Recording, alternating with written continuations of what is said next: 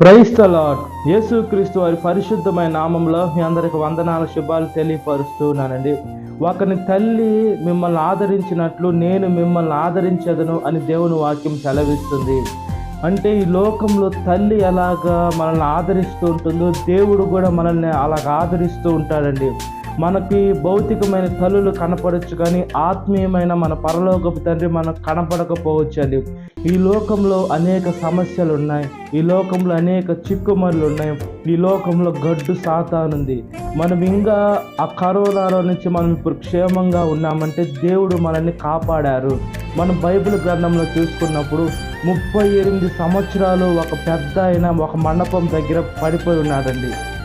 అక్కడ 38 సంవత్సరాల నుంచి ఉన్నాడు. ఆ మండపంలో నీళ్లు కదుపుతూ ఉంటే దాంట్లో ఎవరైతే దూకుతారో వాళ్ళ స్వస్థత పొందుకుంటారు.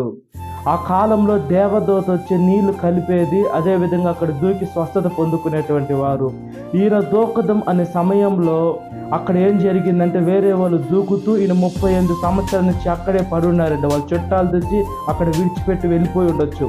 అయితే యేసుక్రీస్తు వారు అక్కడికి వచ్చి ఈయన చూసి, యేసయ్య నువ్వు కోరుచున్నావా అని ఆయన అడిగినప్పుడు, మీ చిత్తం అయితే ప్రభు అని పెద్ద ఆయన అన్నప్పుడు, నీవు లేచి నీ పరిపెత్తుకొని నడుమని దేవుని కనికరించాలండి. మన జీవితాల్లో కూడా కొన్ని సాతాన్లు మనకి అడ్డుగా ఉన్నా దేవుడు మనల్ని లేచి వెళ్ళమంటున్నారు. అంటే ప్రార్థన మనం లేచి చేయాలి.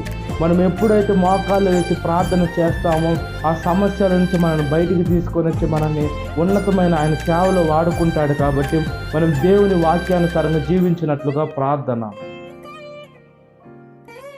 మహాపరిశుద్ధాత్మ దేవ, మా ప్రియ పరలోకపు తండ్రి, మమ్మల్ని ఆదరించేటువంటి దేవ, మీకు స్తుతులు స్తోత్రాలయ్యా. ఈ లోకంలో తల్లి ఆదరించినట్లుగా మీరు ఇంకా ఎక్కువగా వేసి ఆదరిస్తారయ్యా. దాన్ని బట్టి స్తుతులు స్తోత్రాలయ్యా. మీ కృపలో మమ్మల్ని జ్ఞాపకం చేసుకోండి అయ్యా.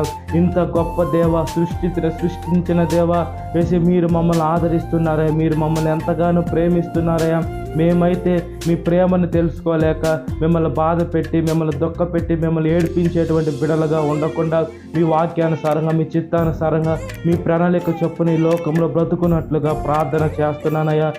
మీ ఆత్మీయ బిడ్డగా మేము ఎదిగి మమ్మల్ని మేము తగ్గించుకునే బిడ్డగా జ్ఞాపకం చేసుకోమని, సాతాను శోధన ప్రతి ఒక్క బిడ్డని విడుదల దయచేయమని, ఈ వాక్యం విన్న ప్రతి ఒక్క బిడ్డని పేరు జ్ఞాపకం చేసుకొని దినకాలపు దీవెనతో నింపమని నజరేయుడైన యేసుక్రీస్తు వారి పరిశుద్ధమైన నామములో మిక్కిలి తరిచిన నా పరలోకపు తండ్రి, ఆమేన్.